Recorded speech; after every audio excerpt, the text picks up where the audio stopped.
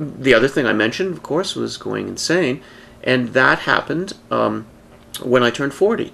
Um, and indeed, it's probably somewhat related because one of the things that I vowed on the hospital bed as I was going in, probably for the second surgery. I didn't have much time to think in the first one, but if I live, I will love.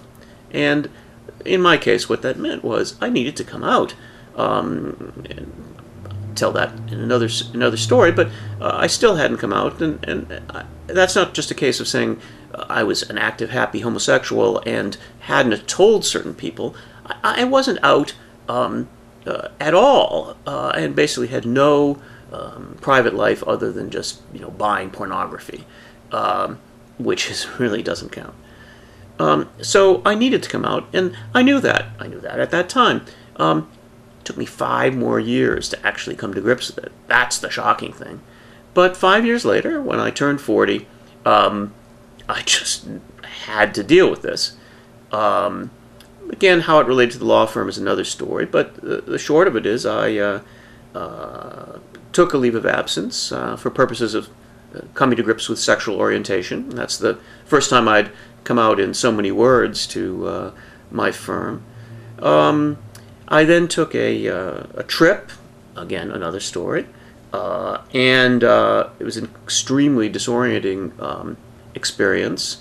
And at the end of that trip, when I returned home, I was deeply troubled by what I'd been through, and very connected to just the psychological trauma of bringing into the surface of your life and connecting with the rest of your life all these emotions, strong emotions that had been bottled up and walled off.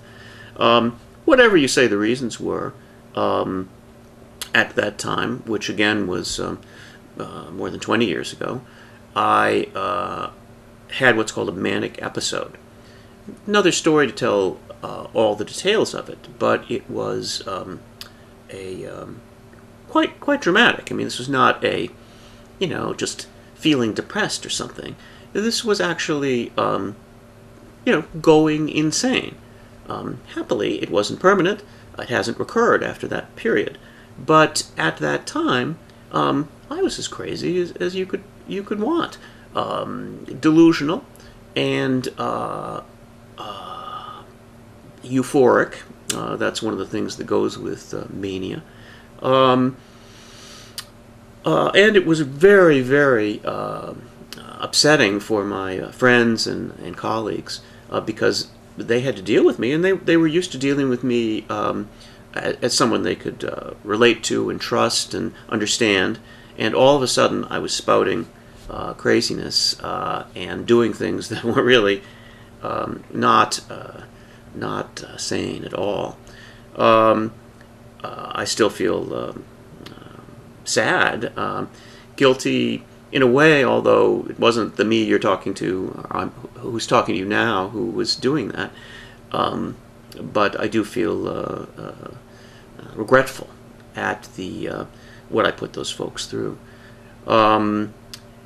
The experience of losing control, actually losing control in a manic episode, it's fun.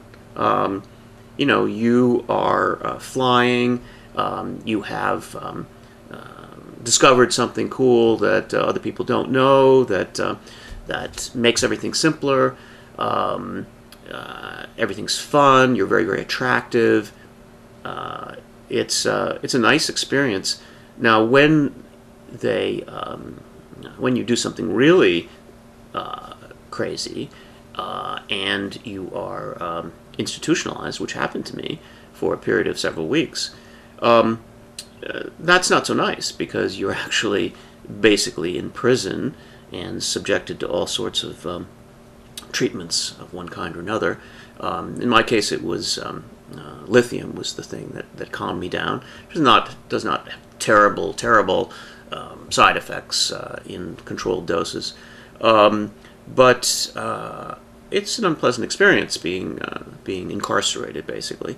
And I recall it was in McLean's, was the longest stint I had, And I recall feeling that I needed to behave in a sane way to get out of this place, and I needed to start behaving the way they needed me to behave very, very quickly and very, very reliably, or I would be stuck there indefinitely. And there was a considerable anxiety associated with that prospect. But happily I was able to pull myself together and begin behaving normally, and the lithium, no doubt, was very substantial help. That continued. I continued taking that for at least a year, or maybe 2 years after the episode. And then we tailed it down and stopped it, and fortunately I haven't needed anything since. But it did open my eyes to the fact that the steadiness and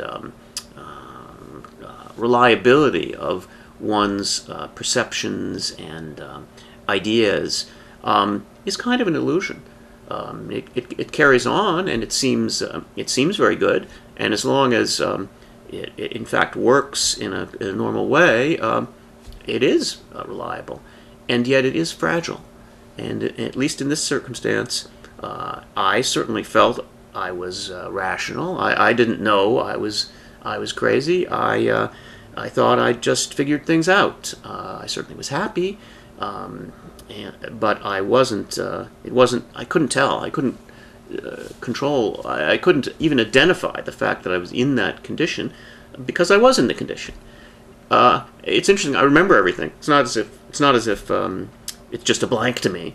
No, I remember it all. I remember how I felt at each point. And at the time, it felt perfectly reasonable. In retrospect, it clearly was not. The effect of that on me, it definitely. I felt quite fragile for many years. I would always, when I ended therapy, that I asked the doctor, well, how can I be alert to this potentially creeping up again? And he mentioned a couple things. Sleeping. Do you sleep a normal amount? Or if you suddenly don't need to sleep, that's a worry. And he also recommended looking at my long-distance bills. That's not really applicable anymore, since you don't really have to pay. But at that time, for many years after that, you did. And he said, look at your long-distance bill. If the long-distance bill starts spiking up, then come in again. But happily, neither of those things have happened, and the cancer is gone, and I'm as sane as you could possibly want. So I'm here to tell the tale.